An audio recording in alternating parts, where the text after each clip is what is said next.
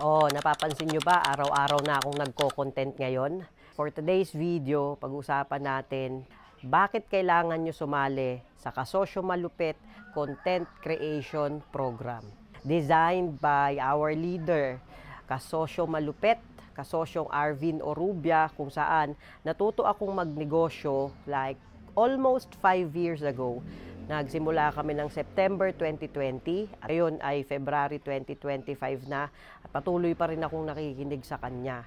At isa sa bagay na tinuturuan niya talaga kami dahil magkaiba ang pagnenegosyo at pagko-content ay ang Content Creation Program. Sa video na to, bibigyan ko kayo ng 3 mahahalagang bagay. Bakit kailangan natin matutong mag-content? Para sa akin lang naman ito ha. Sumali ako sa batch 1 niya. Kasi sabi ko nga, yung mga libreng bagay na naibigay niya at natuto ako magnegosyo ng walang bayad ay sobrang valuable na.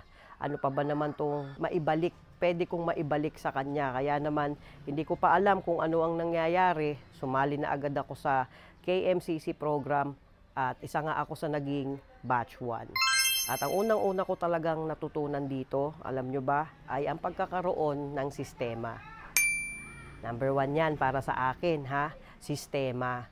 Kasi hindi ko naman alam na pinapakinggan ko pala siya araw-araw dahil sa sistemang binuo niya. Ngayon ay tinuturo na niya sa amin ito at somehow kahit papaano ay everyday na tayong nakakapag-upload. Nung itinuro niya to last year ng March, going 1 year na nga ngayon, nagsimula na rin naman kaming mag-podcast para sa Treehouse. So may sistema pala ito. Ngayon ko lang din na-realize, hindi ko rin alam. Napagsama-sama ko na lang ito dahil nung nagtuturo ako nung nakaraan para sa customer experience na araw-araw ko na rin palang ginagawa, ay ganun rin pala siya. Siyempre, matututunan nyo sa loob yan. Sumali muna kayo sa KMCC program. Number 2, structure. Parang sistema din yan. Pero para sa akin, naka-structure talaga ang KMCC program para sa katulad kong busy.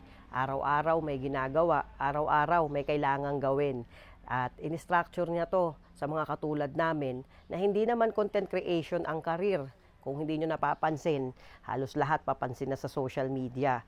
Dahil karir na talaga ang pagko-content. Kung wala kayong negosyo, kung wala kayong kahit ano, meron kayong cellphone at internet, yan lang pwede nyo nang gawin, content creation. Para sa mga negosyante o kahit na kanino na busy araw-araw para humarap sa camera at sabihin ang nalalaman nila namin. At number 3, ito ang pinakamalupit at ang pinakapaborito ko. Katulad ng relo, mamahaling relo, katulad ng mamahaling kotse, kapag bumili ka, napapasama ka sa mundo ng mga taong may kotse at may mamahaling relo. Pero dito sa amin, kapag sumali ka sa program na to, kahit wala ka pang negosyo, matututo ka na rin magnegosyo. Kasi sa loob nun, makakasama mo na kami after nyo gumraduate. Tayo-tayo na din at yung kwentuhang malulupit, pag-share ng ideas, nandun kami lahat. At gusto ko rin palang personal na magpasalamat palagi-lagi kay Kasosyong Arvin sa paggabay at sa araw-araw na palagi tayong laging may natututunan. Kagabi, meron na naman mga bagay na kinakatakutan nating gawin, pero yun pala ang susi. So yun lang, kung bago kayo dito, magpapakilala nga pala ako. Ako nga pala si Cowie. Nasa mundo ako ng real estate at media company dito sa Central Luzon. At salamat kay Kasosyong Arvin dahil din sa gabay at turo niya ay nakapagsimula ako magnegosyo at na-share ko na din sa team ko. Kung may question ka o tanong, mag-comment ka lang dyan at i-follow mo na rin ako, Cowie Santos, o ang negosyo namin, Treehouse Malolos. Yun lang, maraming salamat. Ako nga pala ulit si Cowie, ang nagsasabing kahit gaano kalupit ang mundo, huwag natin kakalimutan na may mga taong sumusuporta pa rin sa'yo. Wow, maiba lang. Yun lang, ciao, bye!